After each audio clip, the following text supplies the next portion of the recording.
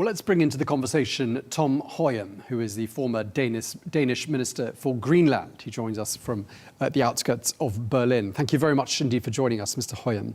The foreign ministers of Denmark and Greenland are today meeting with the US Vice President J.D. Vance and the US Secretary of State Marco Rubio at the White House. How united do you think Denmark and Greenland look and sound when it comes to responding to US pressure over Greenland? Actually, the meeting takes place precisely now when we are speaking here. And you ask how close.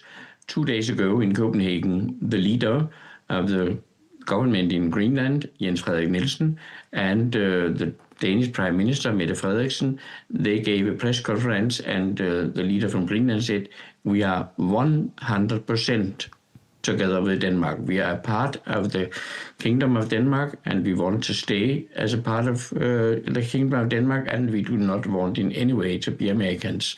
So we are so close that you could nearly say that Mr. Trump's provocations have brought us even closer together. Okay, so attempts to bring about any divisions, you're saying, have not worked. What would you say is the goal of that meeting at the White House? What do you think those two foreign ministers want to leave Washington with?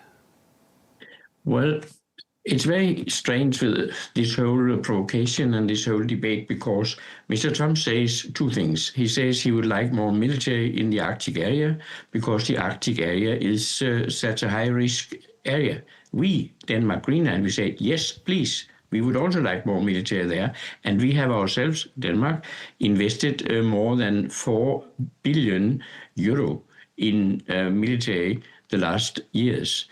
And the second thing Mr. Trump is saying is that he would like to use the materials, the mining possibilities for minerals in Greenland. And we say, yes, Greenland and Denmark, that's a very good idea. We would also like that there would be American investments. So it's very strange to see where the difference in substance really is. But honestly, this is the biggest crisis we have had in NATO at all. There is one NATO country threatening to attack another member of NATO. That has never happened before. And it is very difficult to see how to react to this. But 3 ways are tried now. The one is that different countries who are members of NATO, that means United Kingdom, that means Germany, that means France, it's Italy, and also Sweden, they have said, okay, we are ready to send some military equipment and some soldiers, if necessary, to the Arctic area to strengthen the whole situation, security in the Arctic area with NATO forces.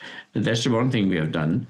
The second thing, and that is quite dramatic, is that today we, Denmark, have decided to send some soldiers to Greenland. This is very, very rare that such a decision is taken, but we want to be ready if something, sorry for the word, absurd should happen, that American soldiers would try to come to Greenland. However, it's also in another way incredible because there are soldiers, American soldiers, on Thule Air Base, and we are saying, please, you could send more. So the whole discussion about being owner of Greenland is not only a provocation, it's also old-fashioned, and of course, according to international law, things like that are not possible at all, and Greenland is again and again saying we are Greenlanders and we are in the Kingdom of Denmark and we do in no way want to be American citizens.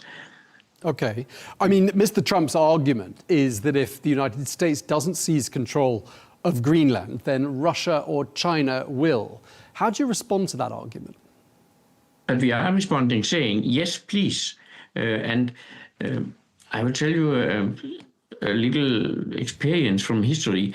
When I was minister, I was also responsible for Thule Air Base, for the contact between Thule Air Base and the United States. And I negotiated personally in Pentagon in Washington about Thule Air Base. And we decided, this was in the 80s, we decided to halve the area of Thule Air Base, not to escalate, not to have more, but to de-escalate, to have less soldiers and to have less area for the Thule air base. So when Mr. Vance, who's very aggressive, when he's saying that Denmark has not done enough, then he has to include himself, because this was an agreement between me and Pentagon at that time.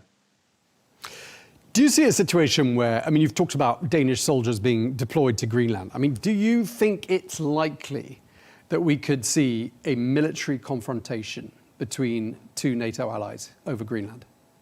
I pray that it is not possible. And if you had asked me yesterday, I would have said, no, it will never happen. But today is the day where the people are sitting in a normal meeting, you would think, but at the same time, Mr. Trump is outside the door saying that he wants to have Greenland, no matter what the negotiations today mean. It is a very, very serious situation, and I'm not so young anymore, and I do not remember in my life that we have had such a confrontation, such a conflict, such a risk as we have just now. So I'm very worried for the time being. Are there any face-saving sort of compromise options that you can imagine Denmark and Greenland putting on the table there at the White House today? Yes, and we have one experience about saving face, because some month ago, you might have heard that President Vance wanted with his wife to go to Nuuk, which is the capital in Greenland, and they have already sent flights there. They have sent armed cars there, also secured cars, and then they learned that there would be demonstrations against them and that the Greenlandic people did not want them. So they got the flights back, the cars back, and then they sent Mr. Trump's son as a tourist for 2 hours, and Mr. Vance and his wife, they only went to the Thule air base, the American base. And that was a way they saved face at that time. I think that if NATO, and I would like Mark Rutte is the General Secretary of NATO, I would like him to be more active, but if NATO countries are saying we would like to participate in the security of Greenland, because we understand the Arctic area is so important, then that would be a way for Mr. Trump in his normal way to say, well, I have now reached what I wanted, the focus on the Arctic area, and that NATO is taking that seriously together with Denmark. That would be one way. But if that's enough, Mr. Trump, I do not know. Okay, we've heard the EU President Ursula von der Leyen saying that Greenlanders can count on EU support. What sorts of things can you envisage the EU doing beyond making strongly worded statements? Well, first I have to tell you that Greenland was a member of the European Union from 1973 until 1985, and I was the minister who negotiated with the European Commission about the conditions when Greenland left. And I did that on behalf of the Danish government, even when we in the Danish government thought that it was not a good idea. But Greenland had a referendum and there was a majority for this, and even when it was not legally binding for Denmark, then we accepted this, and Greenland got, after negotiations, a good, as Mr. Trump would say, deal with the European Union. I know that now a majority in Greenland think it would be a good idea to go back to the European Union, because you could say that the more allies Greenland has, the more partners they have, the more possibility they have to be independent and not depending only on one country. So I think that the European Union will have also possibilities to invest in the infrastructure in the Arctic area in Greenland, and maybe also to invest in minerals and in the different kinds of mining possibilities. I think that would be a way. And the European Union is seriously interested, and they have already a special representative in Greenland, in Nuuk. What do you think is going to happen today? How do you rate the chances of those two foreign ministers, one of Denmark, one of Greenland, leaving Washington, having convinced the administration to drop the claim to Greenland? How likely do you think they'll manage to achieve that? The Danish Minister of Foreign Affairs has been Danish Prime Minister twice. He is my party leader, he's my friend, and he's an exceptional good Minister of Foreign Affairs. But when you go into a room and you expect to have normal diplomatic negotiations about substance.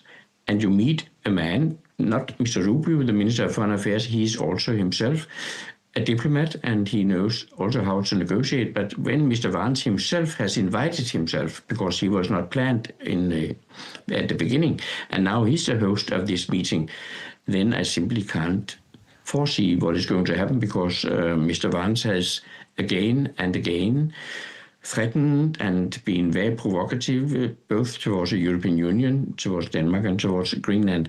I think that we are in an extremely risky situation, and I hope and I pray that it will be possible to find some kind of solutions and get this very high-level discussions down on normal civil servant level, where it would be possible to find solutions calmly and in a very constructive way instead of these provocations.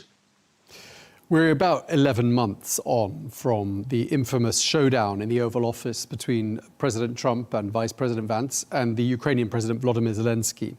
In order to avoid a scenario like that, where there's some sort of a public dressing down and a public humiliation, how would you advise those two foreign ministers not to proceed, knowing the character of, notably, the US Vice President? I would try to get to the substance, and I know that the Danish Minister of Foreign Affairs is very, very experienced, and he would never let something happen with him like it happened with Zelensky. They would try always to de-escalate provocations, and I think that the most important thing we can hope today is to say, okay, Denmark-Greenland have understood what the interest from United States is. Let's see how we together can find solutions to this situation. Okay, and just lastly, I mean, when you look at US public opinion, there are quite a lot of new polls out, and there's one I found, a Reuters poll, that shows, very little support for using military force to obtain Greenland there in the US. 1 in 10 Republicans and pretty much 0 Democrats think it would be, quote, a good idea to use force to take Greenland.